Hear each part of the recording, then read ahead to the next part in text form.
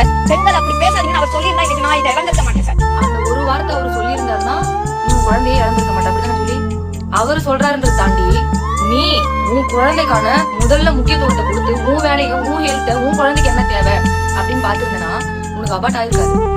என்ன அவர் எதுக்கு மக்கள் கிட்ட எல்லாத்தையும் சொல்லணும்? நீங்க ஒரு பெண் அவரை நீ பேசுனீங்க நல்லா இருந்துச்சா?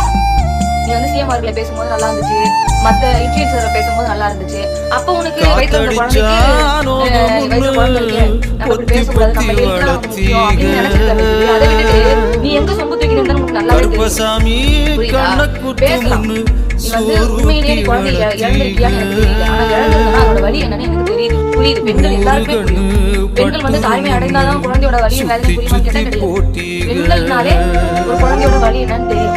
குழந்தை இல்லாதவங்களுக்கு இன்னும் நிறைய வலி அவங்களுக்கு தெரியும் இதை பத்தி. அப்போ நம்ம இதை பத்தி எல்லாம் பேசுறதை விட்டுட்டு இதே நீ சொல்றல அவர் சொல்லியிருந்தாருன்னா உன்னை பத்தி யாரும் பேசிருக்க மாட்டாங்க, பெண்களை பத்தி யாரும் பேசிருக்க மாட்டாங்க, என் குழந்தை இருந்திருக்கும் அப்படின்னு சொல்றல.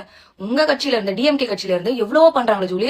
அதுக்கே ஸ்டாலின் அங்கிள் இப்படிதான் பண்ணாதீங்க, அவங்க ஆளுங்கட்சி அவங்க ஆளட்டும், நம்ம எதுவும் அவதூறு பரப்ப வேணாம், நம்ம பாட்டுக்கு நம்ம வேலையை பார்ப்போம்னு சொல்லிருக்கலாமே ஜூலி. அவர் அப்படி சொல்லாததுனால தானே நீயும் அவதூறா பேசிக்கிட்டு வீடியோ போட்டுக்கிட்டு இருந்த ஆளுங்கட்சி மேல.